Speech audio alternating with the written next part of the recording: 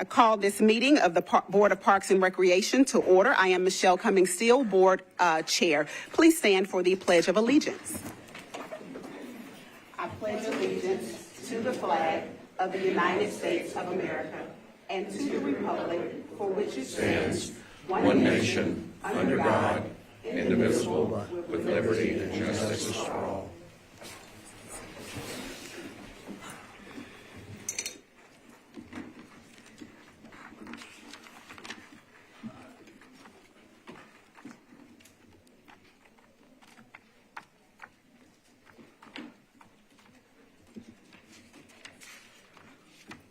Okay, we'll move now to the appeal of decisions pursuant to the provisions of 2.68.030 of the Metropolitan Code of Laws. Please take note that decisions of the Metropolitan Board of Parks and Recreation may be appealed to the Chancery Court of Davidson County for review under a common law writ of certiorari. Any appeal must be filed within 60 days after entry of a final decision by the board. Any person or other entity considering an appeal should consult with an attorney to ensure that time and procedural requirements are met. We'll move now to the consideration of minutes. Have you all had an opportunity to read the minutes of our August meeting? I move approval of the minutes. Thank you so much. Is there a second? Is there any discussion? All right, it's been properly moved and seconded. All those in favor? Aye. Any opposed? Thank you so much. We'll move now to Metro Council referrals. Are there any referrals from council members present? Director Odom? I see Council Member Cash is here today. Good afternoon. All the work y'all do. I'm here about the Dragon in Fannie Mae East Park. As you hopefully know, there's been a long partnership between Hillsborough West End neighbors and Metro Parks in 2017 or 18. I can't remember exactly which. I think maybe it started in 17, was finished in 18. The neighborhood raised a bunch of money to restore the Dragon and Parks pitched in and did a great job on some of the infrastructure and ground surrounding the Dragon, and the neighborhood pitched in a bunch of money to restore the sculpture itself.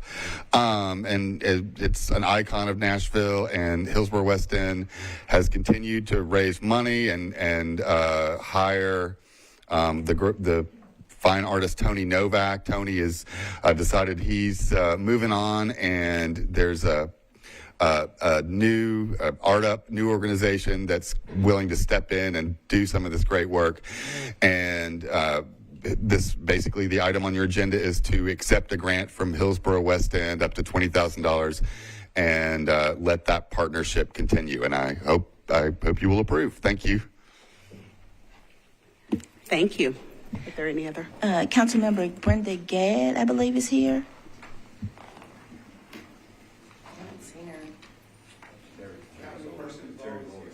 Okay, Council Member Terry Vo.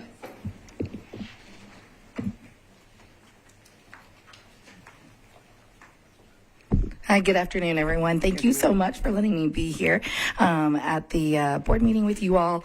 Just a few comments that I did want to share. One, thank you so much. We are so excited about the upgrades happening in District 17, especially at Dudley Park, that have been needing it for decades. So I know that my community is so thrilled about that. And then I know today we are discussing permitting and some issues of concern that the community has. And I just want to make sure that we listen to everybody. And as we talk about and address our unhoused and homeless community, that we speak about the community with dignity, and to see them as our neighbors, as our community members, and that we really find a way and a solution forward that is really about inclusion and bringing us together versus dividing the community and doing it in a harmful way. So thank you so much. Thank you so much. Is Councilmember Gadd here? She's on her way. Okay. Oh, okay. Thank you.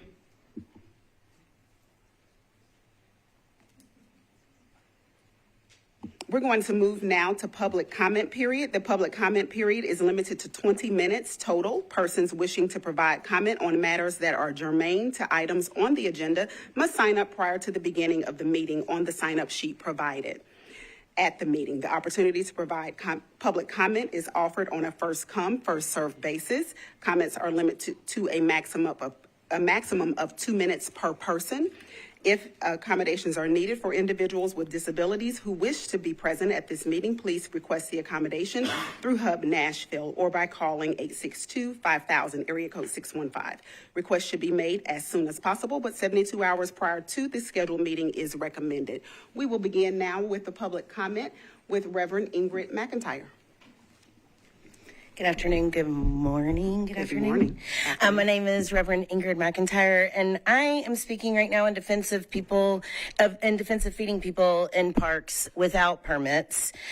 Drawing on Jesus' teaching and example, Christ emphasized caring for the poor and the hungry as a core tenet of my Christian faith. He led multitudes without bureaucratic approval and called on his followers to do the same. In Matthew 25:35, Jesus said, "For I was hungry and you gave me something to eat." This demonstrates that feeding the hungry where they are is not just an act of charity, but a direct service to God. Requiring permits for such divine work creates barriers between believers and their calling to serve. The parable of the Good Samaritan teaches us to help those in need without hesitation. Permit requirements could cause a 14-day delay or deterrence, contradicting the immediacy of the compassion that Christ modeled. Many Christians view food sharing as a form of communion, breaking bread together in remembrance of Christ's love. Restricting this practice in public spaces limits opportunities for spiritual connection and ministry. St. Francis of Assisi famously said, "Preach the gospel at all times, when necessary, use words." Feeding the hungry in parks is a powerful, wordless sermon on God's love and abundance. Permits should not be required to spread this message of hope and care. Ultimately, Christians are called to follow a higher law of love and service. When human laws conflict with divine commands to care for the least of these, many believe that they have a spiritual duty to feed the hungry, regardless of permitting requirements. I will be one of those people. Thank you. We'll move to Albert Bender.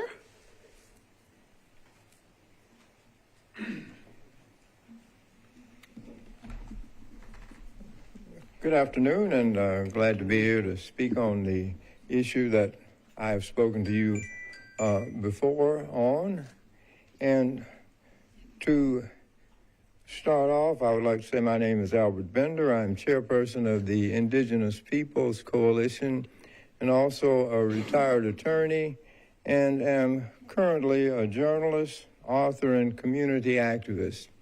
I would also like to make note of the fact that one of our community members, Melba Chicote Eads, who normally would be here, is not here today because of extenuating circumstances, but she is definitely here in spirit. I would like now to take just a few seconds to take you back to the 19th century in reference to my great-great-grandfather, who was killed fighting white settlers in Oklahoma Territory before Oklahoma became a state. He went west under the Treaty of Cherokee Agency of July the 8th, 1817, and from looking at the treaty recently, I recall that a signatory to that treaty was nonetheless Andrew Jackson, the infamous Andrew Jackson, who is a Tennessee hero, but to indigenous people is a villain, a Hitler. And I will say that further, my great-great-grandfather fought to the end. He was an elder at the time he died, was killed, and there were no bullet holes in his back. But getting back to the name change, this will mark a milestone in the history of modern-day Nashville. And this is part of a movement taking place across the country on the part of indigenous peoples to replace colonial names with indigenous names. And there is precedence for this. Look at us. We're in the state of Tennessee. Tennessee is the name of an ancient Cherokee capital of the 1700s. Kentucky is a Cherokee name. So there is precedent.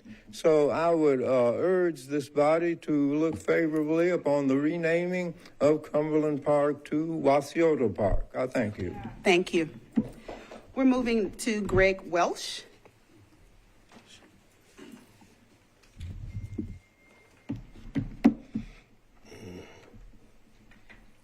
Yes, my name is Greg Welsh. I'm the general manager and a founding member of Radio Free Nashville. We have been allies of our indigenous brothers and sisters for 20 years. And I'd just like to say a few words on the renaming to the true original name of Cumberland Park to Wasiota Park. There seems to be a movement, and there has been for many, many years, even centuries, to rewrite the history of this country, especially when it comes to our indigenous brothers and sisters and people of color.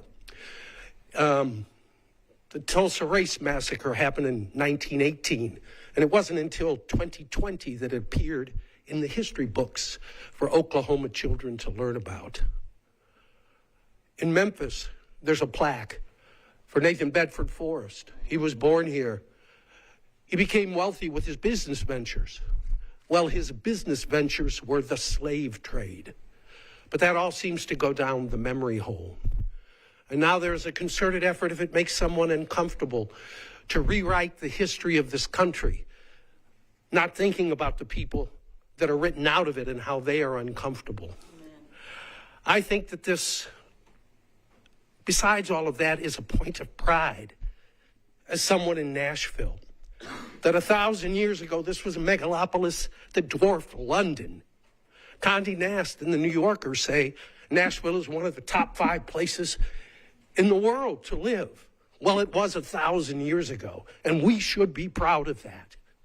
No matter what color, no matter where we come from, no matter what we are, because we are all Nashvillians.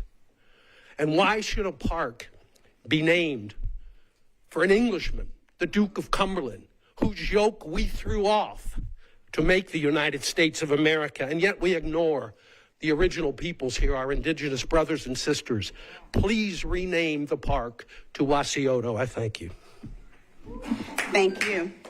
Jackson Moore.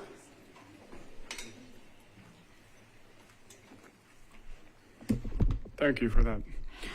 My name is Jackson Moore. I've been a Belmead Highlands resident for 11 years. I, along with more than 500 neighbors representing more than 70% of our neighborhood, have signed a petition to ask Metro to permanently move Cheekwood's entrance from Forest Park Drive to Highway 100, a 4-lane highway that can handle 400,000 Cheekwood visitors each year. Our narrow neighborhood streets, some of them that run adjacent to Warner Parks, have become overwhelmed with traffic. Last month, a Metro Commission independent study by Kimley Horn concluded that Cheekwood was the primary source of our neighborhood's traffic burden, with traffic levels that are 2.5 to 3 times higher than the normal level of a Nashville neighborhood street. Walkers, joggers, bikers are not safe using these streets. Also, Cheekwood continues to allow large commercial vehicles such as 18-wheelers, delivery trucks, and buses on our neighborhood streets, even though it has a service entrance on Cheek Road very near Highway 100. Accidents have happened and will continue to happen in our neighborhood if the Cheekwood entrance is not moved to Highway 100.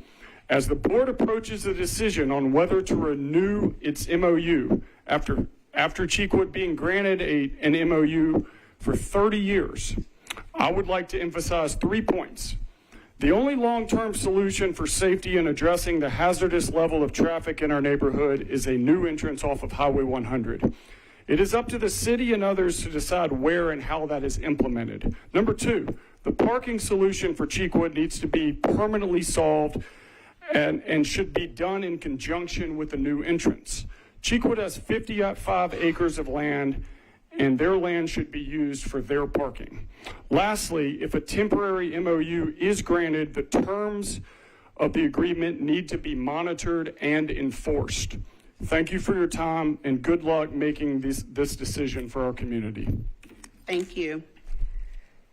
Lisa Wasaki.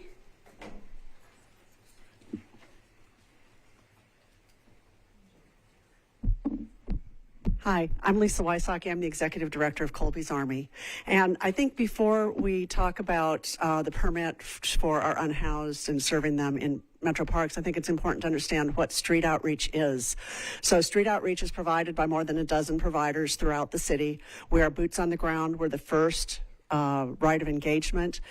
We find people who are newly homeless. We find people who have been homeless for more than 20 years. And they may be living in a park. They may be living on a city street. They might be living in the woods. But we build the trust. We're the ones who refer them to housing navigators, to social services, to get food stamps and phones and medical care and mental health care. And without us being able to go into a park to serve those people, they're never going to leave the park. They're never going to be out of there because there's nobody providing those services for them.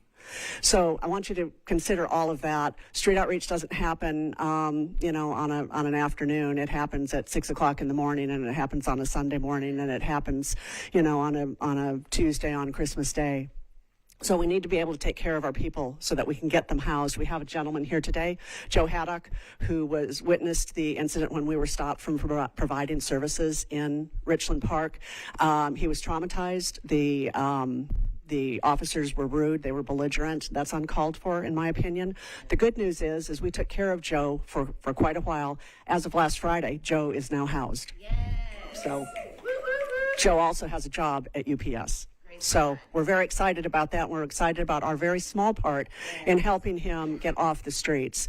So I want to make sure that you consider that. And then the other real quick thing is we have a lot of providers. So what applies to us should apply for everybody in every park throughout the city. Thank you. Thank you. Tim Tomes. Yes, my name is Tim Tomes, and I'm here to speak on the permit issue on the agenda.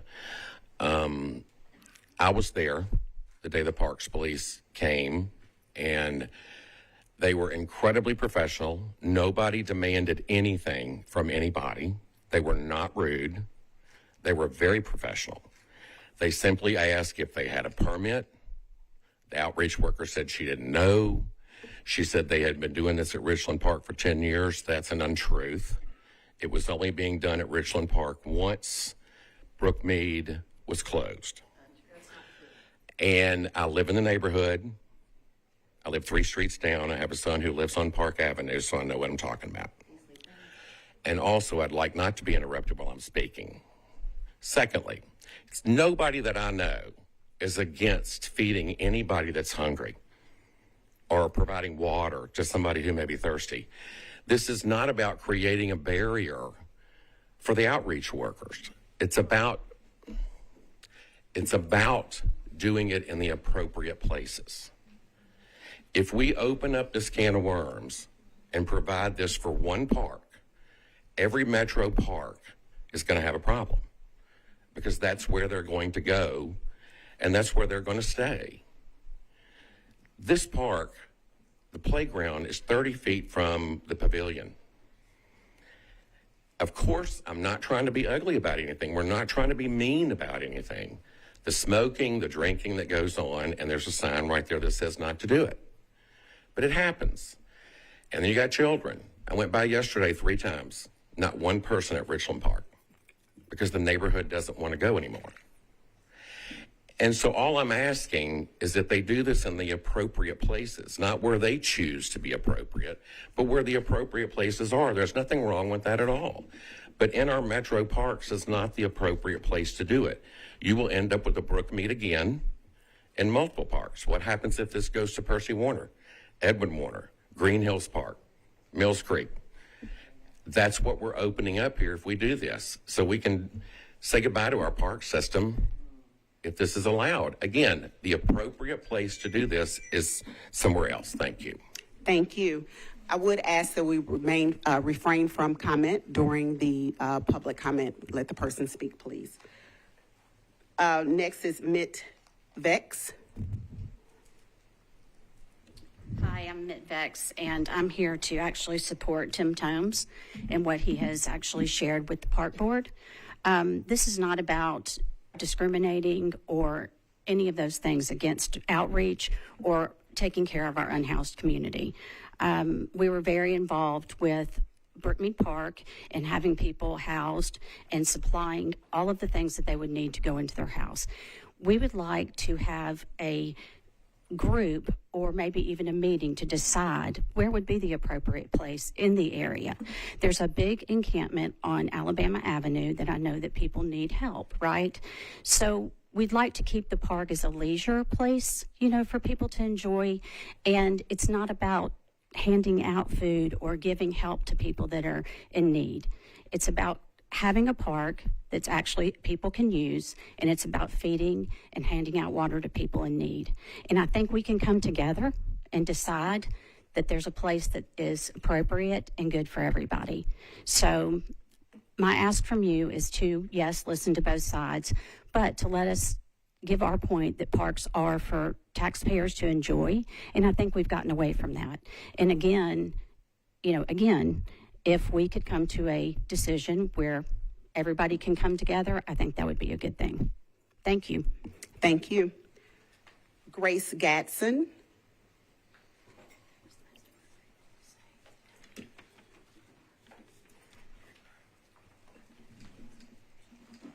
Thank you. I'm Grace Gatson, and I'm a social worker. I'm here in support of the Indigenous Peoples Coalition for the renaming of Cumberland Park to Wasiota Park. If you say the word Wasioto, I feel the peace in my soul from that word. Why? Because our Indigenous brothers and sisters did not do things in a selfish manner years and years ago. They did it with the intent of healing and maintaining their communities. And so these words had to be uplifting. And so I know that if we dig down deep, we will one day find that most of the words that we are finally rediscovering can benefit everyone even today. Wasioto. In that vein, also, most of us here are immigrants in one form or the other. Many of my family came as kidnapped and enslaved peoples, and some of my relatives intermarried with the indigenous tribes here. There's very few people here who are of the indigenous community, so we are all grateful for the land that we happen to inhabit at this moment. And so why not, as the Nashvillians, show the world that we understand what moving into a more moral and just society can look like by a small and simple act. We may have all these regulations to point to how to get something done, but when you're looking at a small community that may not have the votes to override a lot of the injustices, then it's up to you as the caretakers today to make sure that something as healing and recommended from the people themselves, Wasioto, let that happen. Thank you. Thank you. India Pungarcher.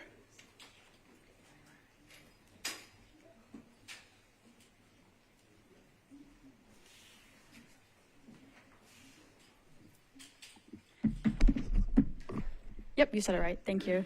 My name's India Pungarcher. I'm the Associate Director of Advocacy at Open Table Nashville, a street outreach organization that was founded in 2010. And I'm also here today because part of our role, like Colby's Army and so many other organizations in our city, is to provide life-sustaining care to our friends on the streets and help them get connected with permanent housing. And so it's crucial that groups like us and so many others have access to public places in order to meet our friends at.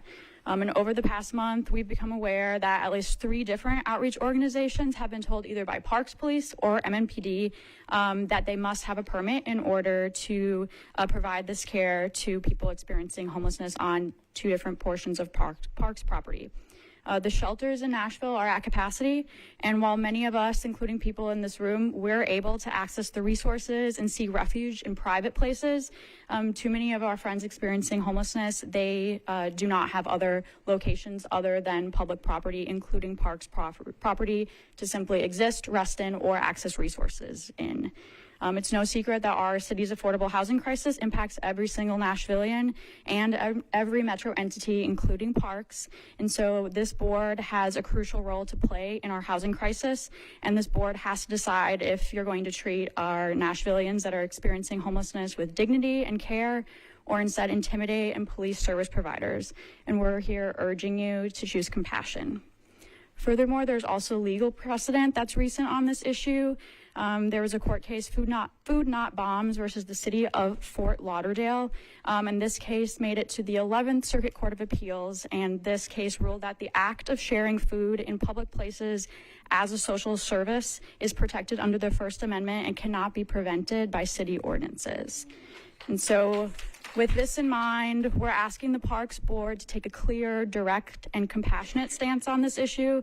And we're asking you not to make it more difficult, costly, or burdensome to provide these life-sustaining care and forms of connection to Nashvilleians experiencing homelessness, and also to not have it there only be one park or one location that service providers can connect with our unhoused residents in. Thank you. Yes. Thank you. We'll move now to Councilmember Brenda Gadd.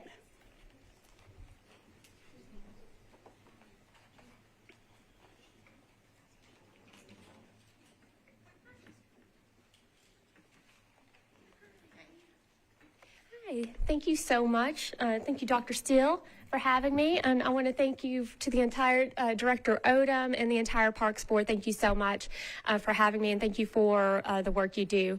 I also want to say thank you to all the speakers who've already spoken before me. I know when it comes to our parks, we all love and care for them, and sometimes we express that and show that in different ways. But today I want to specifically speak to two matters, or it's the same matter, but two additional thoughts. So Dr. Odom, Director Odom, thank you so much for your quick response to me and providing details as well. I was not present at Richland Park. It is the one of the parks in District 24, which I represent. I'm very honored to do so.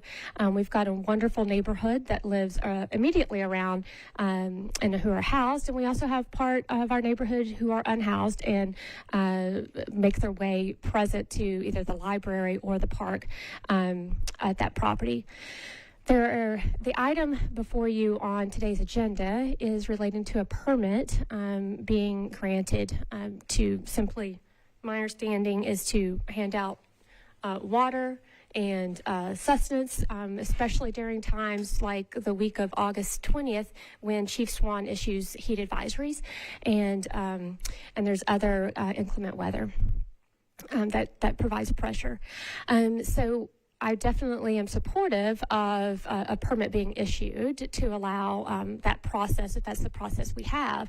My larger concern is I know we all have, it's a balancing act with all of our resources through Metro Nashville. Parks, libraries, public facilities, these are places for all people. All people in this city are taxpayers. If you purchase that bottle of water like I did, I'm a taxpayer. And so, depending on our residence, our address can often be a barrier to many, and I don't think it should be a barrier for access to our public spaces. I understand that use of parks, especially those when we have picnic tables and we have playgrounds, families want to be able to feel safe and to be there. If we're not careful, you get down this slippery slope of what someone's appearance is and whether or not we are going down what is a really bad path of calling folks out because of perhaps not only what they're doing, but maybe what they look like. And so that's an ongoing concern of mine. Whether or not that was applied in this situation, I don't know because I was not present. But I do worry about that. Overall, I'm hoping that we can work together to look at ensuring all of our neighbors can access these parks, whether you are housed or unhoused, whether you live immediately nearby or you come in from somewhere closer by or further away. And I think we can do that. But I am definitely supportive if we are moving forward with a permit consideration Commission to make sure we follow that process. I'm also really concerned and would welcome a deeper conversation if we're going to start limiting access points to whether that's housing outreach workers or to other people in the community. And so I just want to make sure I speak out on behalf. I know we've got a Friends of Richland Park group that is not formalized by any means, but just a community group that has come and expressed interest of how we weigh and balance and make it a welcoming space for all. So thank you so much, Dr. Still. Thank you, Director Odom, and thank you to the park members. Thank you. We're moving to Jack Waddy. Thank you, Madam Chairman and members of the board, and thank you for allowing one additional person to speak. My name is Jack Waddy. I'm a lawyer here in town, and I represent an organization called the SB Initiative. We have an application before you to conduct the Swan Ball, which is a Nashville event of international renown, at Warner Park. I've heard that there may be some question because there's a dispute over the ownership of the name Swan Ball between my client and Cheekwood, which is where the event has been conducted in the past, that there's some consideration to withdrawing this application. And I urge you not to do that. Two primary reasons. First of all, I don't think it's permissible under the ordinance. Ordinance 1324-200 says that applications of this type shall be allowed unless they fail to meet 4 criteria, none of which are applicable here. So I don't think you can not do it legally. Now, I'm not threatening a lawsuit, okay? I just don't think that's an appropriate way to handle this. Second thing I want to say to you is that if this dispute winds up against us, which I don't think it's going to happen, but if it happens against us, we will proceed with another name. We are still going to conduct the event. We will raise money, and we will contribute it to situations where there's a serious need. In this case, we have selected for next year's event Warner Park, Friends of Warner Park Foundation. This event will produce probably something close to $1 million for that organization. It will be used for good purposes and to help our park system, okay? What you need to know is it takes a year to plan this. This is thousands of hours of volunteer help. If we don't get this permit, then it could be the death knell of the 25 Swan Ball. We have an alternative place to do it. That may force us to look for a different beneficiary to get that space. We don't want to do that. So I'm asking you, don't withdraw it, act on it, grant it. We assure you that if for some reason we are not entitled to use the name Swan Ball, the name will change, okay? That will happen because we're going to follow a court order if that occurs. But don't take us off the agenda now because of the timing and the lot of work that has to be put in, and it's going to start very quickly. Thank you very much. If you have any questions, I'd be happy to answer them. Thank you so much. We appreciate your time. We have reached the end of the public comment period. Thank you all for signing up. Thank you so much for being engaged in the process. We appreciate you for being here. We're going to move now to our old business. 08-24-02 Bull Investment Company, DBA Capitol View, requests acceptance of a proposed mural for the dog park at Frankie Pierce Park, valued at approximately $5,000. The mural, intended to enhance the aesthetic appeal and community atmosphere of the park, must receive prior approval from Parks Department before any work begins. Additionally, the Parks Department will retain the authority to remove the mural if it is deemed necessary in the future. This measure ensures that the artwork aligns with park standards and community expectations while maintaining the flexibility to address any concerns that may arise. All costs and maintenance for the mural will be paid for directly by Capitol View. There is no required match or other obligation by Metro Parks. This is Council District 19. The Public Arts Committee met this morning. Commissioner Foster, is there a recommendation from the committee? Committee recommends approval. Thank you so much. I'll accept a motion. I move approval. Second. Is there any discussion? All in favor? Aye. Any opposed? Thank you so much. The motion passes. 08-24-10, the Friends of Warner Parks requests approval to officially name an area of approximately 6 acres in Percy Warner Park, Claire's Meadow, in honor of the late Claire Armistead. In 1987, Claire Armistead recruited the support of others and established the Friends of Warner Parks organization that is now a model for public-private partnerships, Council District 34. The naming committee met this morning. Commissioner Scott Barnes, is there a recommendation from the committee? The committee recommends approval to rename it Claire's Meadow. Thank you so much. I'll accept a motion. Is there a second? Second. Is there any discussion? All in favor? Any opposed? None. The motion passes.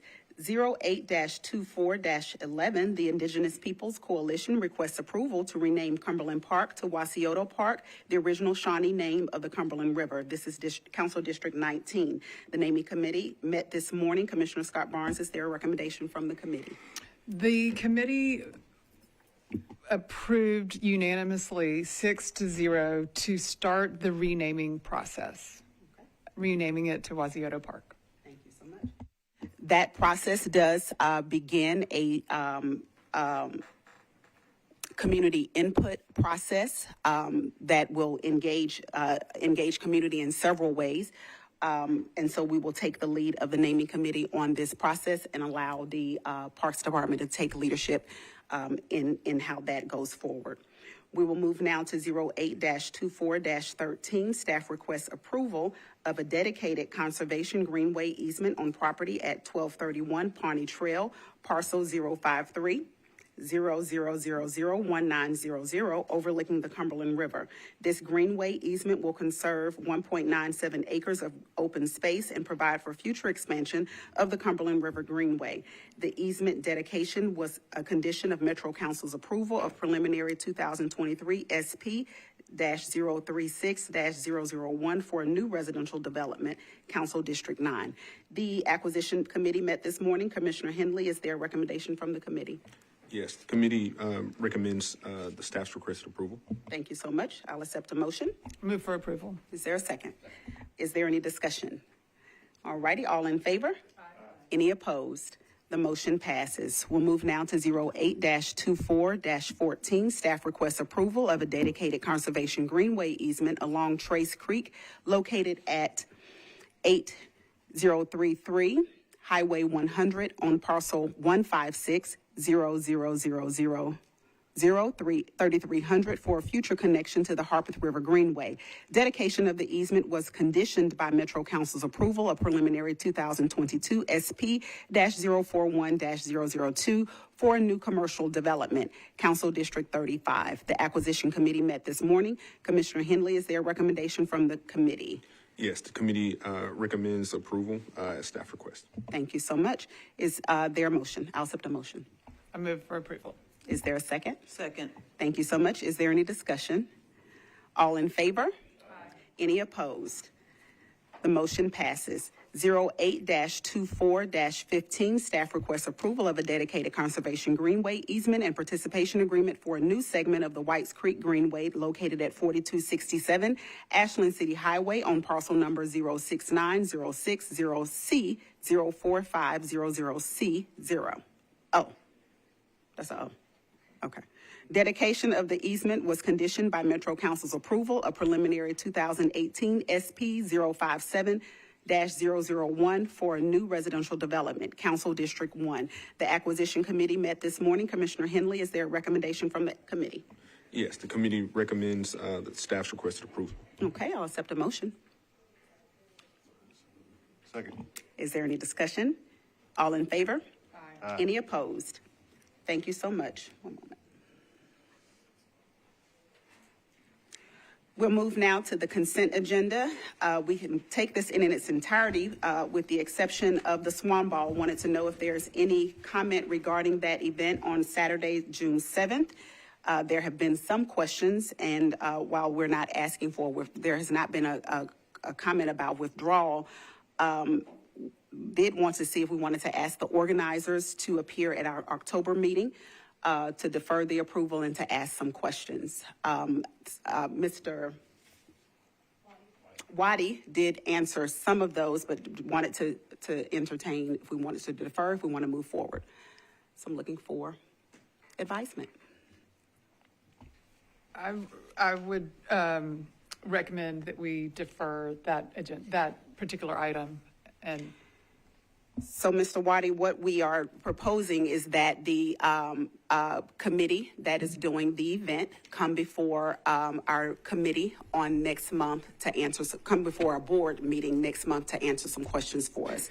You did kind of get into some of those during your public comment, but the application at this point does say one thing, and the approval, it all needs to line up. And so we are not withdrawing. I think that's the language that you use. We are not withdrawing or saying no, but we are asking for more information. Well, first of all, I think I can give you more information. And secondly, any questions you have, I think I can answer. If I can't, I understand that. But the second thing is, our application is absolutely accurate. It is not on an improper name. It's done in the name of the entity that's producing the event, and your staff put in there something about the name of the event, which is okay, because I think it asked for Swan Ball that. 2025 Yes, in Edwin Warner Park. Yes, Swan Ball 2025 is the name of the event, but that's all consistent with the application. The application has nothing that is wrong about it. Can you tell me what you think's wrong? You mentioned that you might change the name of the event. Ownership may come into question. We need to ask some questions, I think, for a deferral at our next meeting. May I speak to that, ma'am? I also represent SB Initiative. Is that okay? Thank you so much. If you would say your name for us. Absolutely. My name is Chanel Atchison. I also represent SB Initiative. First of all, I apologize for my attire. My husband got admitted to the hospital with sepsis last night, so I've come straight from Vanderbilt. So would not normally be wearing a baseball cap. But Dr. Steele, members of the board, what is before this board is an application to hold an event. There are only certain areas, as you all well know, the ordinance requires that an application to hold an event will be granted unless certain 4 criteria are met. None of those criteria are at play. We have copies of that if you'd like to see it, but I'm sure your legal counsel knows those very well. The dispute over the name is not before this board right now. It is before the federal court. And the federal court, we filed a declaratory judgment that is pending before the court. There's been some legal maneuvering back and forth. However, whatever the court determines based on that declaratory judgment action, both parties will abide by. The only question before this board right now is whether or not SB Initiative, which is the name on the application, should be permitted to hold an event on June 7th of 2025.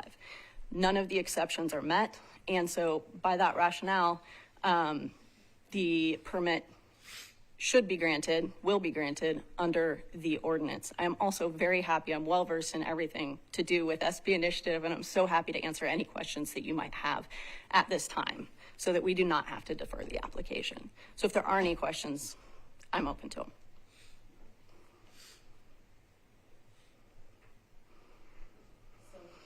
So we have a recommendation to defer. I also thought for a deferral. There's also a Swan Ball kickoff on October 8th. And so how do you all want to proceed? I apologize. I didn't see. Thank you, Chair.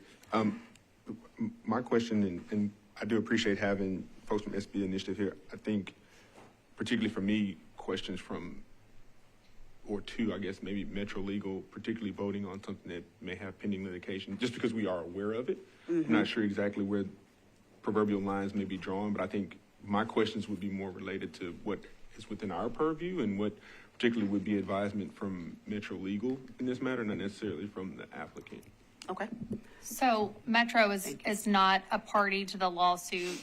Metro Legal is not concerned about the name here. We're just concerned about you all holding an event of this size in the park. And that's really all you need to consider.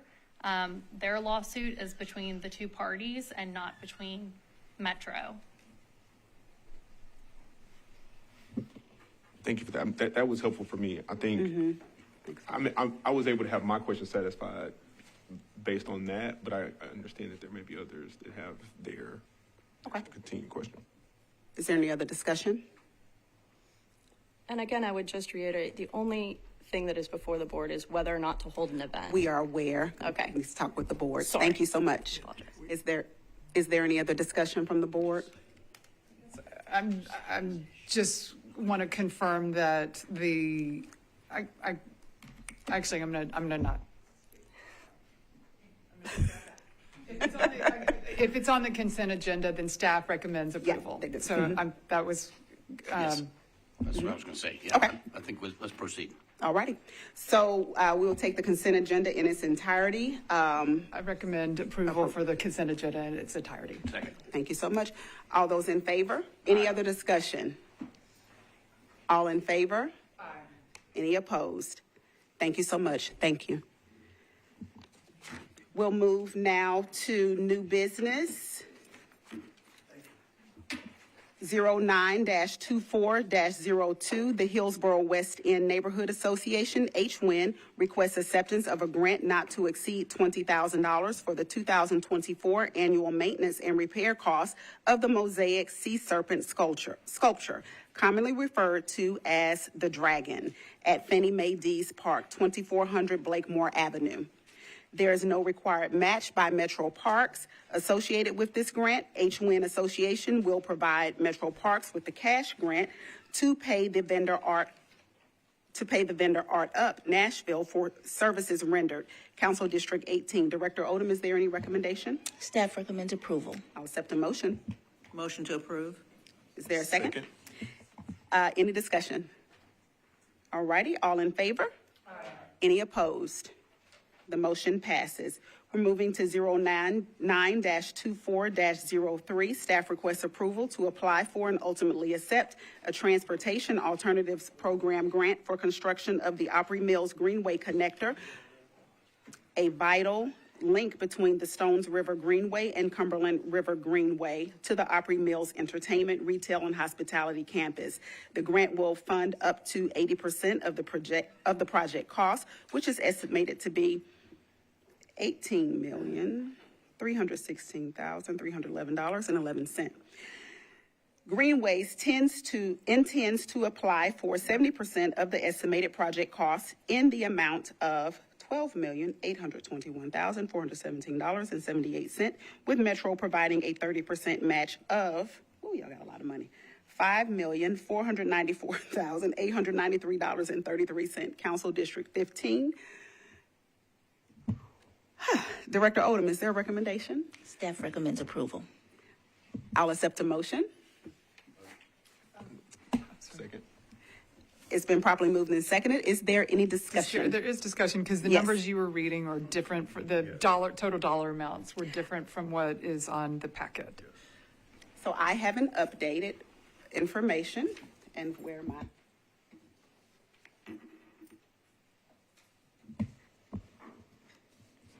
Cindy, would you come to the podium to explain the difference?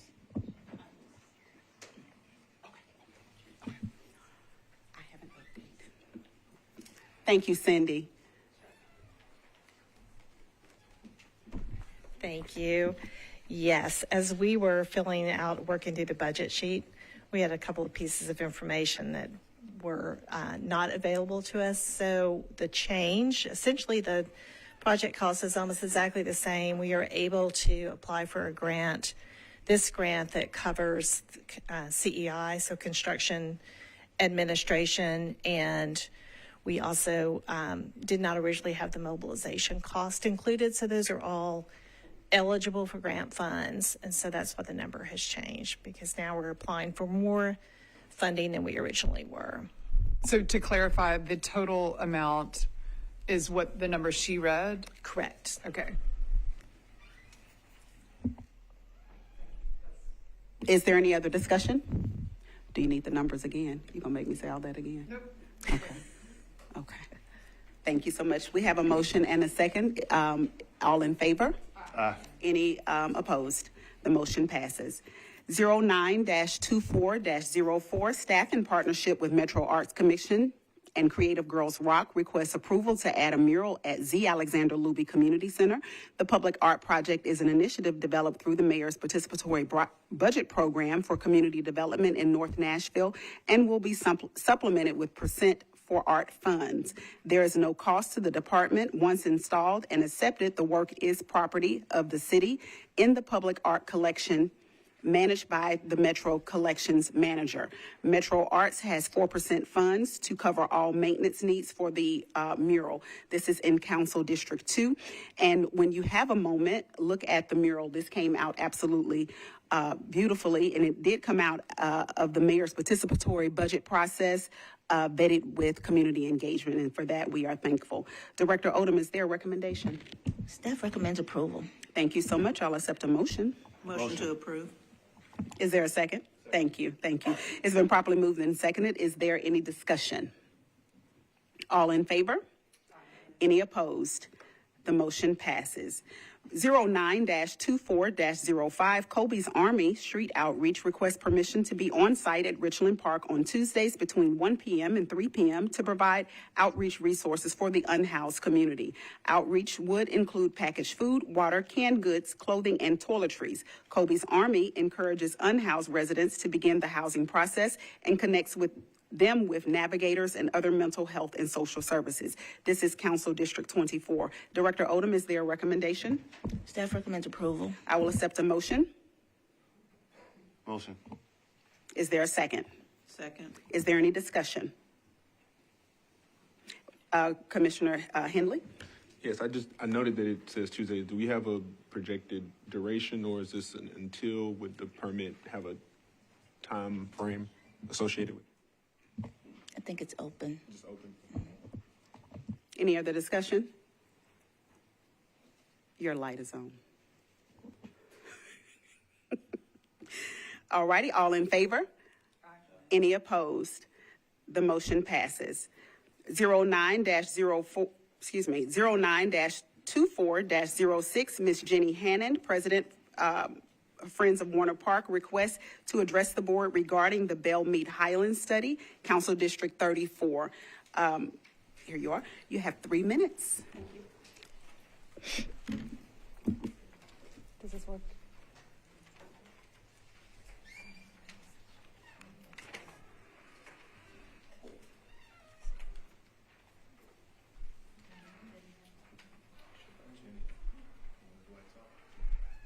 No, it's okay.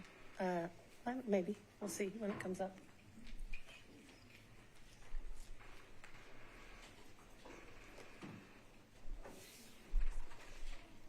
Oh, yes. I'll push the button.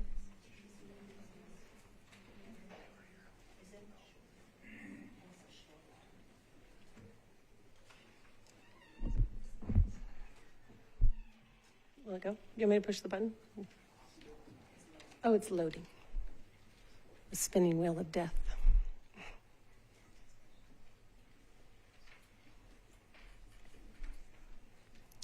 This is part of my 3 minutes. Thanks.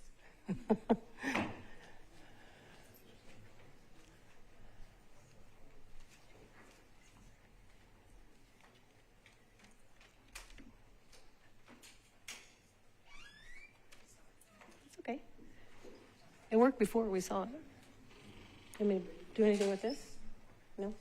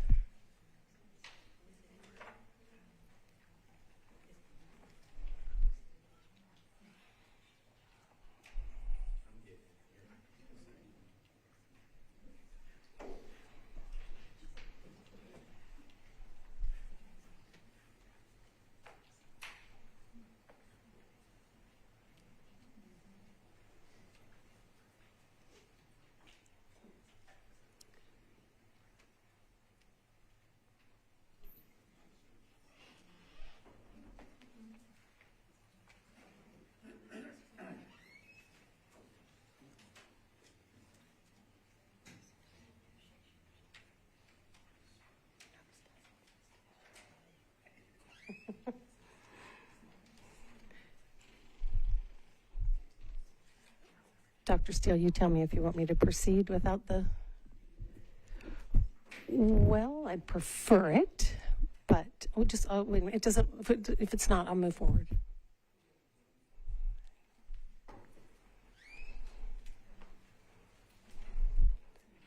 I thought so. Okay, I'm happy to move forward. I think it's probably in your packet, the information that I sent. Yes, also. thank you. So if it happens to miraculously come on. Okay, thanks. Excuse me. Good afternoon. I appreciate the opportunity to speak with you today. Since 2019, I've had the privilege of serving as president of Friends of Warner Parks. And for 12 years, I also had the good fortune to serve on this Metro Parks board. So it's always nice to visit again. I'm here to express my support for the short-term extension of the temporary parking agreement for Cheekwood, providing Cheekwood with time to fulfill the obligations agreed to in the memorandums of understanding between Metro Parks and Cheekwood.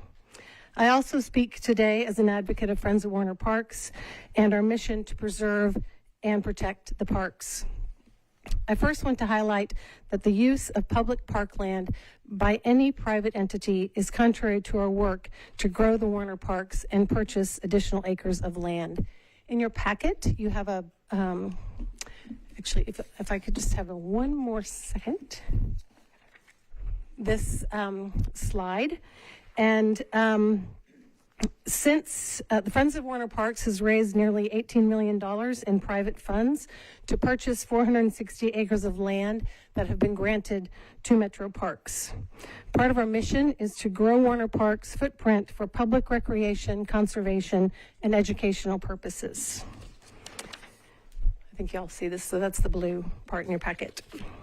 My second point is that the agreement between Metro Parks and Cheekwood clearly specifies areas of Warner Parks where Cheekwood is permitted to park. You also have that in your packet as well. The MOU permits the use of the area to the southwest of the Cheekwood Gate, as well as the slash dump area, which was added in 2014. Not included in the agreement is the area highlighted in yellow on your packet, the area to the southeast of the Cheekwood Gate.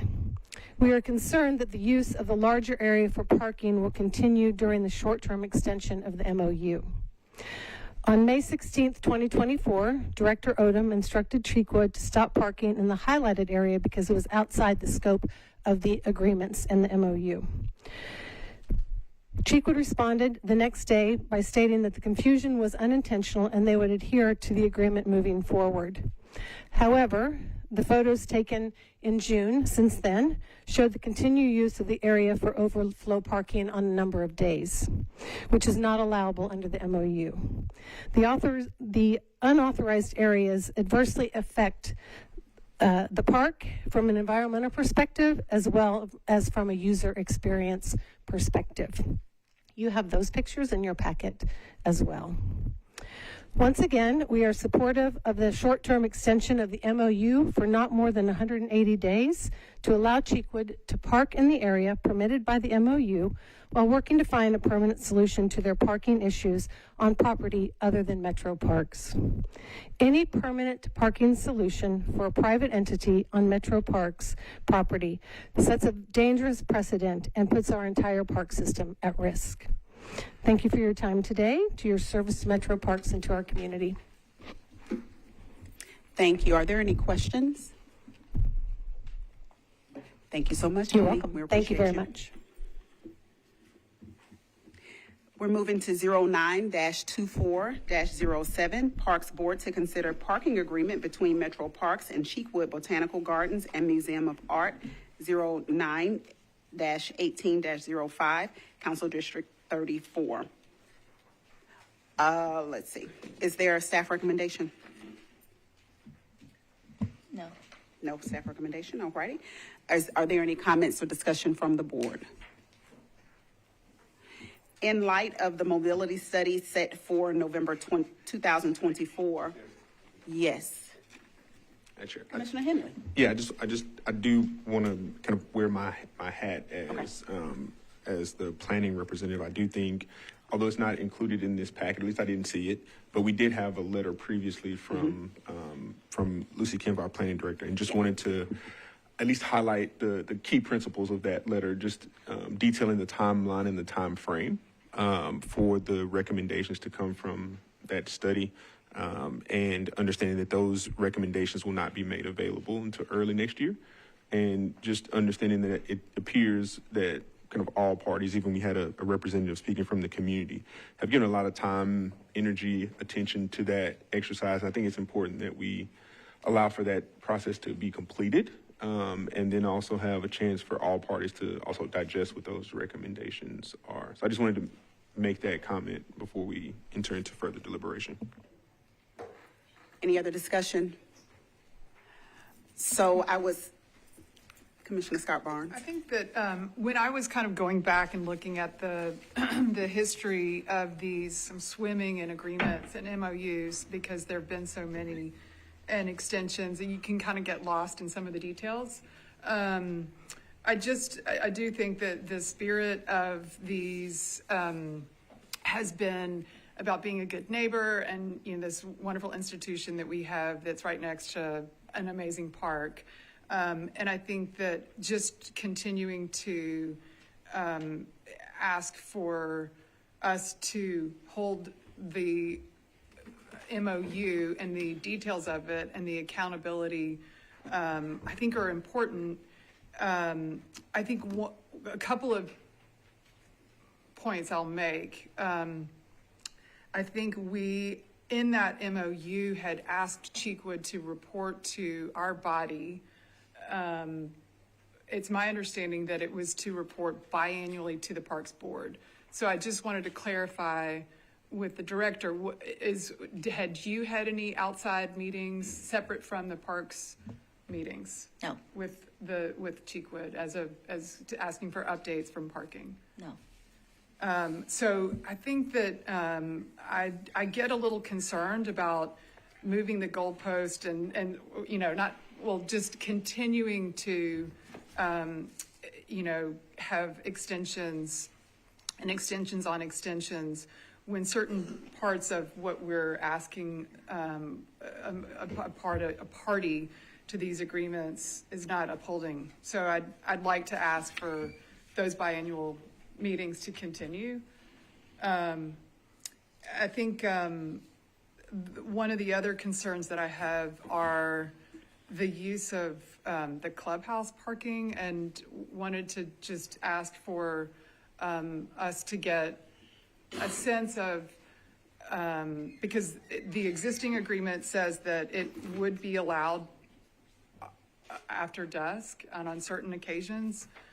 I would love for staff to comment about that. John, would you speak to that, please? Yes, ma'am. We've been closed for a year and a half. Prior to that, they were required to notify us when they would use it. They were only supposed to use it after hours. When the golf course was closed, they would have access to the parking that was in that area. They did that. They would notify. We've checked with staff, and they did communicate with us up to the point of where we closed. Since that time, we've had no communication with them. We've reopened. The world's a different world than it was a year and a half ago. That place is too busy for them to be using any portion of that parking anytime that the sun is up. Our preference would be that they not use any of the parking anywhere along the road or in the parking lot until after dusk, because of the demand for the trailhead, the mountain bike trail, and the golf course now. So whatever moves forward from this point forward during that temporary time, that would be our preference, just to accommodate the users that are there for the purposes of the park use.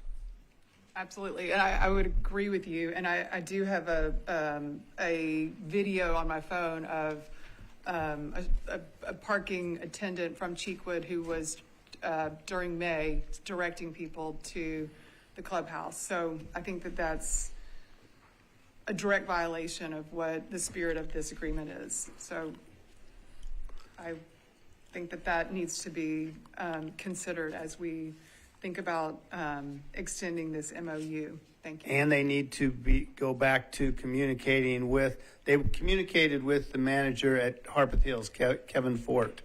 That was the designated person because he oversees both Harpeth Hills and Percy Warner. So he was their designated point person.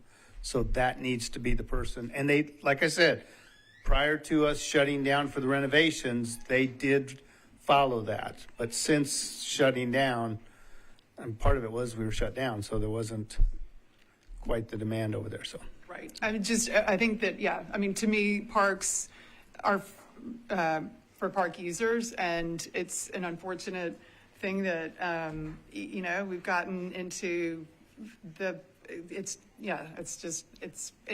intended for parks use. So. It's a busy place. Yep. And then I think the last point I wanted to make has to do with the slash dump and the use of the dumping piece of that. It was my understanding that we were accommodating the dumping to allow for parking, and that was, laid out in the MOU. It's my understanding that Cheekwood is dumping pumpkins and poinsettias in that slash dump area. So, and that was not a part of the MOU and really should discontinue. That's not in the spirit of being good neighbors. This really is parks property, and then the accommodations that I think we're making on a temporary basis are really to allow Cheekwood to find a permanent solution, but not for dumping their refuse. So I think those are some of the comments I wanted to make. Are there any other discussion items before I? So last month. Yes. I keep doing this to you, Chair. I apologize. I hear the comments of my fellow board member Scott Barnes, and I'm curious because what I think we have before us is just the opportunity, and I can be corrected, but an extension for an MOU. But it seems like there's maybe things that are in that aren't or have not been, at least in recent history, upheld.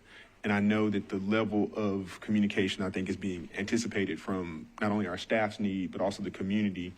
Is there an opportunity to increase that? Because I know that the two reports are there, and it seems like there's some language about the communication of when parking will be used. But I'm just curious, are we having a discussion about potential modification to the MOU or just a pure extension? Because I think we can verbally set expectations, but I just want to make sure I have a clear understanding of what we're deliberating on now. So last month, we had the letter from Director Kemp at the Planning Department regarding the Belmead Highlands study. We also letting us know that those the study recommendations or the study would not be completed until November. We know that the MOU ends in December. And so in light of that, we needed to figure out as a board how we move forward with that. We want to be sure that we take into consideration the study as it relates to several things that are happening at the property. There is an MOU with Cheekwood and Parks as it relates to our property, and what has come forward from emails and has come forward from complaints. Some of the things that several of you have commented on are not happening as it relates to the MOU. And so I think we're doing two things, and that is one, to consider the extension so that it is our understanding that we won't have recommendations until early 2025. my thinking is that we would give an extension of no more than 60 to 90 days, so that we have time to take the information in, we have time to digest it, and we have time to come up with recommendations of our own. But in the meantime, the issues that have been brought forward from neighbors regarding Cheekwood's use of the property, in that the delivery, the traffic, the parking, all the things named, and for us to monitor that MOU, that needs to happen. And so those two things. Okay, thank you for that. I appreciate that clarification. I am, because I think what we have is a December timeline. I will say that I believe that is, if we do the 60 to 90 days, that is setting us up to need to continue to do extensions. Okay. And that may be the desire of the board. I just want to make that clear, because once the recommendations are released, I think all parties are going to be taking the same steps as what we would be doing. But I think any meaningful solution will take a bit of time to actually to come to pass. And I think, I'll echo, one of the speakers that came is, I think the community is looking for a longer term, maybe something that has the air of permanence type of solution. And I think that's something that will take a bit of time. And I can commit that, myself as a representative of planning, but I think planning will also need to become an engaged party in that process as we receive the recommendations, but also helping to disseminate those and talk through them. Because when you see them in black and white, they might not always come across clearly, and some of the things that come with them. So I just wanted to say that, because I heard you say that amount of time. But I do think if desired, I think it could be a potential for, I think, getting more frequent conversation and updates and encouraging greater communication, because that seems to be an issue that we're hearing. I'm not sure if this is the appropriate time to ask, but I guess I wasn't in the last meeting, and I did hear for the request of patience when I watched the recording of the meeting. And I guess I would be interested in, I think a factor to me in making the decision about extension is the involvement of parks in the list of menus that we're going to be given. So if we are part of the solution, and that's kind of of the 6 options, if the solution is for parks to build a road or somehow provide parking, I think I'd like to know that sooner than later. So I think anything like that will come out of the study, is my understanding. And that will be available to us in November because a recommendation has come, to move to Highway 100, those kinds of things. I think sooner rather than later will be for us in November that we'll know. I do think that, once the study comes out, once we figured out what are we going to do about this collectively as a group of all of shareholders, then you're going to have to execute, right? So, and we've been at this a while now, and long before I was around. And so, I think 6 months is certainly the minimum I would consider. But ultimately, in order for Cheekwood to operate, we all want them to be successful. They're going to, that temporary lot's going to need to be there, until they can find, alternative parking, on campus or otherwise. So, we can bring this back up in 6 months, but I think realistically, it's going to take a little bit of time to solve this where everyone's happy. I was just going to say that an overarching issue seems to be, and you can correct me if I'm wrong, that Cheekwood is not adhering to the guidelines that have already been set, and so there's potential long-term ambiguity around their ability to do so moving forward. So I think that's something in the immediate that should be addressed absolutely quickly as well.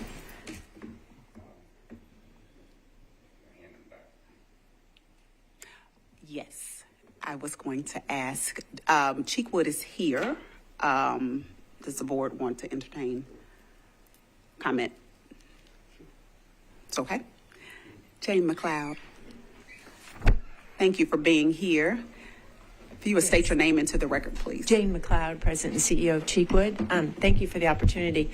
There's a number of accusations being made. I haven't had the opportunity to see the photographs. I haven't had the opportunity to defend what these accusations are. So it would be helpful if I could see those things. I do know that we received an email that there was concerns about parking on the southeast side, which is the right side of the road when you go into Cheekwood, which we had been parking on for years. And the MOU never said that you could not park there, so we did not know we were not allowed to park there. As soon as you brought that up, we have put stanchions all along the entire area with no parking signs. So I can vouch that since we made that comment, we have been not allowing any cars in that area. So, and regarding the communication to the board to give you updates, in October of 2019, we presented to the board a solution for parking on our property, which was the underground parking garage. We did not repeat that same presentation because the Metro Planning Commission program had started, and it was our understanding that we were to basically wait until the results were coming from that. So we do have plans for if we have to park on our property. Those do exist, but we have been waiting for the results of this plan. And I really do appreciate the comment about the extension, because whatever the solution is, it is going to take time to execute on it. And, the very viability of the existence of Cheekwood depends on gate attendance, and unfortunately that results in cars. So over 60% of our revenue comes from gate attendance. So if we cannot park there, it will shut Cheekwood down.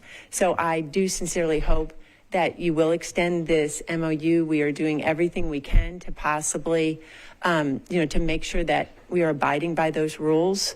Jackson Moore earlier had mentioned about 18-wheelers. I don't know of any 18-wheelers that have been down that road in months. We do utilize that back entrance. We try to make sure every service vehicle that is possible goes to that back entrance. On occasion, some will come. Sometimes you have to service that end of the property because there's literally thousands of children this high in the middle of the property, and driving trucks through it is a danger to them. So I just want you to know that we are, in the spirit of collaboration, doing our very best. And again, these accusations just keep coming, and we really kind of need an opportunity to be able to see them and respond to them. Because, you're not guilty. You're presumed innocent until guilty. So we would like to be able to respond to those accusations. But again, as far as the extension goes, it will take time to implement. And we understand and really just ask everybody's patience again to await the study, because that's what we're doing. And we have full faith in whatever the study comes out with, that we will all need to work together to make it happen. So I just wanted to let you know that we are not negligent and not paying attention to the MOU, not doing our best to follow it. And the reason you weren't getting the, twice a year reports is because it was our understanding we were all waiting for the study. But when you brought that up again, we did last month make that presentation. So thank you. Thank you. Are there any questions for what you've heard? I have one follow-up question. Jane. Because my colleague here mentioned she being on property and witnessing Cheekwood employees ushering people to park on the property.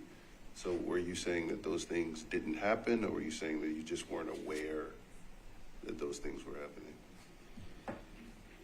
I don't know exactly what happened at that point in time. If I had a date, it could be that somebody might have been trying to go to Cheekwood and they really wanted to go to Parks, and our person was saying that's the way to Parks. I mean, I know I was out there not too long ago, and with the opening of the Parks, there were all kinds of cars parked in that median that they normally shouldn't be in, but they weren't coming to Cheekwood. They were actually going to the new golf course. So it's hard to know if you don't have a date and a time what the public could be doing. But I do know that we are making every effort to follow that MOU and those guidelines. Is there any other discussion from the board? I think I wanted to ask about the delivery and you were talking about the deliveries on occasion need to come through the big delivery trucks. I wonder if there isn't a way to just schedule those deliveries at a different time so that we can just eliminate that being a point of contention with the neighbors. It seems like a kind of just a scheduling issue.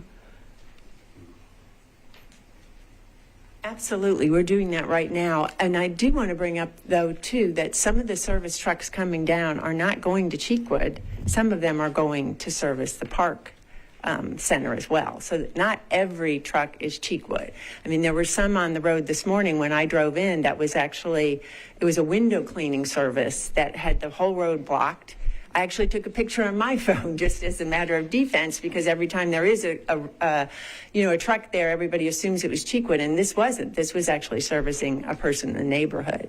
There was some additional trucks in front of Jackson Moore's house over the weekend that were, I don't know exactly if it was tree care or what, but not every single truck is Cheekwood. So we're doing our best every time we can, but they're not all coming to Cheekwood. Right now, we have as much as we possibly can coming through the back gate, and we are trying to schedule those. Thank you. Any other questions from the board? All righty. Jenny Hannon, you had a comment? Mm-hmm. So just a point of clarification, because I was actually on the park board 3 times when the Cheekwood MOU was renewed. And so in the MOUs that I read, and I think the MOUs that you have, there's very specific, like yard 120 by 140 yards specifically in the MOU in this area right here that you'll see, and then that's in your book. And then in 2014 or 15, I think, in your packets as well, Tommy Lynch said that, Director Lynch said that it could be extended to the slash dump, which was great, additional parking. So from the MOUs that I have read, that this is the area here and this is the slash dump area, and those are the only 2 areas outlined in the MOU since 1981 that have been able to use for overflow parking. The spirit of the agreement was never that this was a temporary parking spot for them. And then, so the area in yellow, which I have the pictures here and I'm happy to share with you with Jane, and I sent them to you all, are pictures in this area here that are not part of the MOU at all, and never have been part of the MOU. So I think maybe a point of clarification, if you go back to the 81 MOU, it specifically addresses where it can be, and then again with the addition of the slash dump. And understanding the need to have patrons into Cheekwood, certainly understand those areas are allowed. And so this area, we need to say in the MOU that you cannot park here, then I would like to suggest maybe that's what we have to address, where you can park and where you cannot park, because the MOU very specifically says where you can park. So maybe there needs to be some additional clarification, as opposed to that. Again, if you go back to the A1 MOU, it has exactly the space that you can. So, thank you. Thank you. Hearing this, is there any other discussion from the board? So, the study will be completed in November. I would recommend a shorter time frame, Commissioner Johnston, to give us time, but also in good faith to the community who has asked, in good faith to Cheekwood, who is trying, different things, but on a shorter time frame. We need to be able to bring this to a full circle, I think. That does not mean that we don't extend again, but we need to look at this, in my mind, get the study in November, everything, have an opportunity to look at it. The agreement does end in December, give a 90-day period from there to come up with recommendations. Hit your mic, please. I guess my understanding was we weren't going to get the report till next year now. Did I get that wrong, or is it November? You remember? I think the report does not conclude until November. I don't know when the recommendations will come, but I believe they'll be published in early 25. Early 25. That's fine. So, yeah, 3 or 4 months is fine. I think you're right. Just kind of keep this thing on present in our minds. Yeah, we want to keep it present. There have been documents, Jane McLeod, that have been sent to the board that are public that we can make available to you in the meantime. But we do need to decide how we want to move, and I do recommend 90 days. Is there a motion? Is that the motion? I think, I'm happy to make a motion, but I want to understand what happens if the terms are violated. I think that we need to have some clarification about that, because generally if terms are violated, then the agreement then maybe that's a question for legal. So the agreement that I have before me doesn't say anything about if terms are violated. Now, I'm sure that there is a mechanism to cancel the agreement if Cheekwood is not complying with the terms that you all put in place. But, you're not going to be able to impose some sort of civil penalty or anything like that against Cheekwood. Well, I think the penalty is in 4 months or 3 months or whatever it is that we don't renew the permit, right? I think keeping this thing short gives you the ability to revisit and say, well, on January 17th, X, Y, Z happened, or something along those lines. And hopefully that won't happen, and we can all get along until we can find a permanent solution. Is that okay? Okay. Thank you so much. I'll accept the motion. Make a motion to extend the existing MOU for 90 days. Thank you so much. Is there a second? Second. Thank you. It's been properly moved and seconded. You all, any more discussion? So, Chair, I will just say this. I think we'll be having this conversation again, which is probably the desire of the board. And so I did want to also state that there's another department that has obligations as well. And so I think if we're kind of basing it on this study, I think it would be important to plan to engage them with the time frame that we've said as soon as possible. Okay.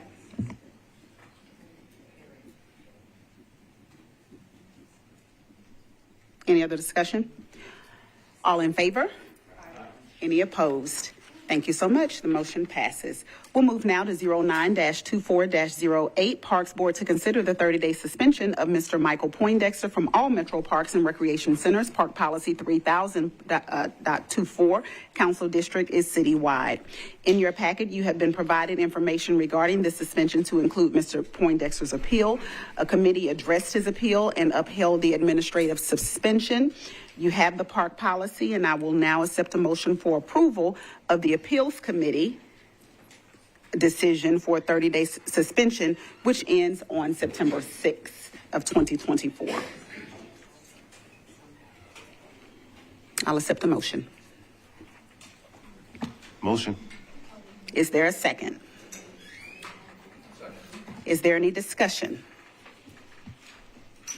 Thank you. Seeing none. All in favor? Any opposed?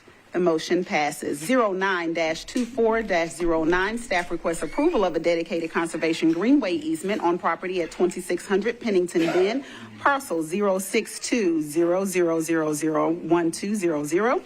This greenway easement will conserve 0.37 acres of open space and provide for future expansion of the Cumberland River Greenway network. The easement dedication was a condition of Metro Council's approval of preliminary 2022 SP 047 07001 for a new residential development, Council District 15. We'll defer that to acquisition. 09-24-10, staff requests approval of a dedicated conservation greenway easement on property at 0 Maxwell Road, parcel number 176-00004900. This greenway easement will conserve 1.86 acres of open space and provide for future expansion of the Hurricane Creek Greenway. The easement dedication is provided via the Metropolitan Subdivision Regulations, Council District 8. We'll defer this to acquisition. Planning and moving to special presentations, Planning and Facilities Division, Development Division to present an annual update to the board. Madam Chair, we'll defer that presentation to October, please. Thank you so much. We're moving now to the capital project update. Good afternoon, everyone. Thank you.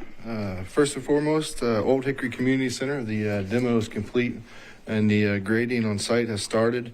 Hopefully they'll start pouring footings in about 3 to 4 weeks. So making good progress there. Centennial Phase 3 has entered the procurement process. Ravenwood Phase 2, also known as Lytle Bend, we're finishing up design on that, and hopefully we'll be in construction here in the next 90 to 120 days. Fort Negley, making great progress on that. That should be in the procurement process in about 4 to 6 months. We have our final community outreach being planned right now in the next 60 days. It's the Cedar Hill American League baseball field. We have submitted that application to Blue Cross Blue Shield.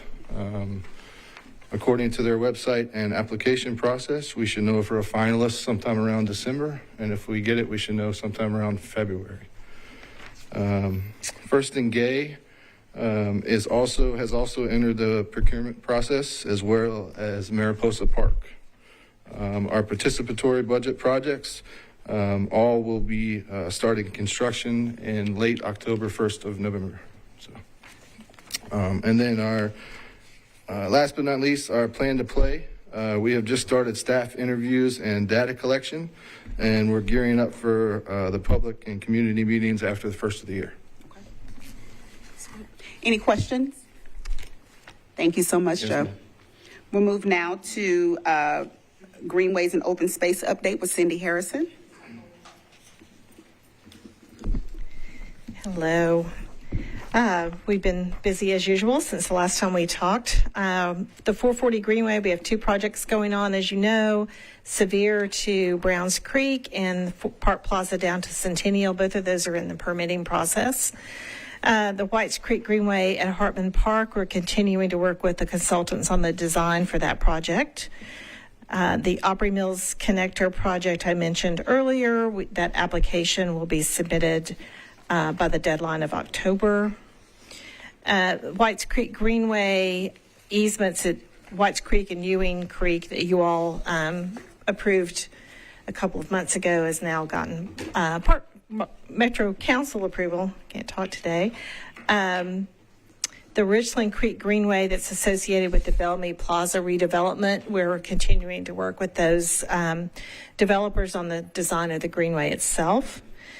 The Cumberland Greenway, Cumberland River Greenway at First Horizon Park, we are working with the administration on an opening this month, and we'll keep you posted.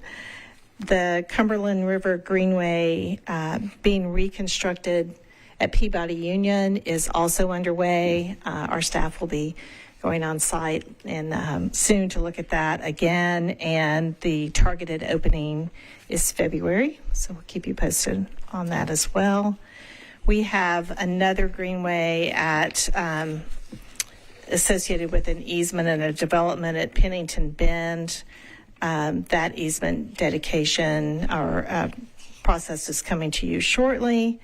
We have a project, Greenway project happening at First Avenue North, associated with the Stockyard project. That's also a development where the Greenway is being redeveloped, it's being widened, improved lighting, landscaping, and maintenance by the owners is associated with that project as well. And that's it, unless you have questions. Any questions? Thank you, Cindy. We appreciate it.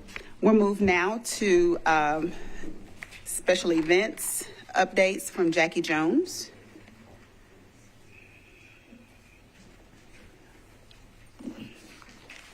Sorry about that. There was an old program that used to come on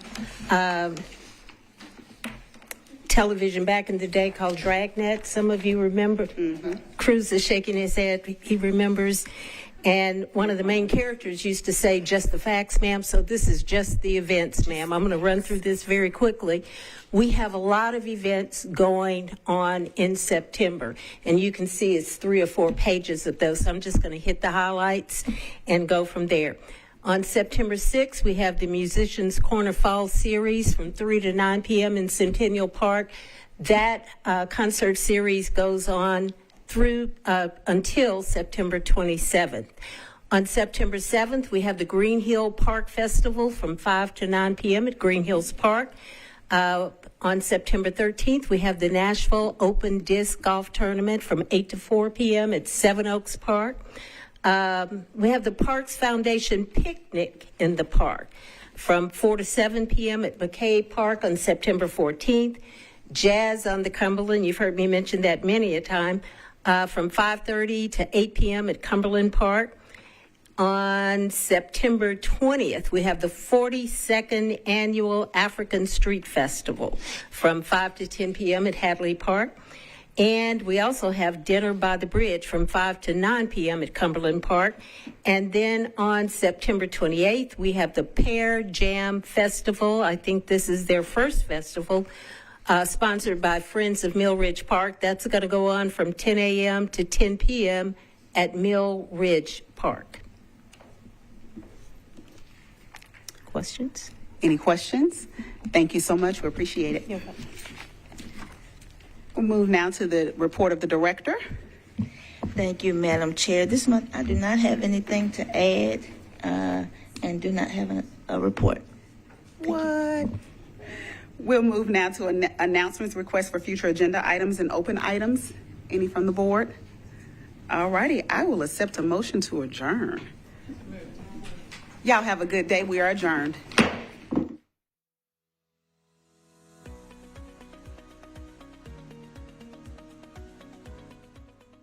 This has been a service of the Metro Nashville Network. If you would like to see this presentation again, or for more information on this and other programs, visit nashville.gov.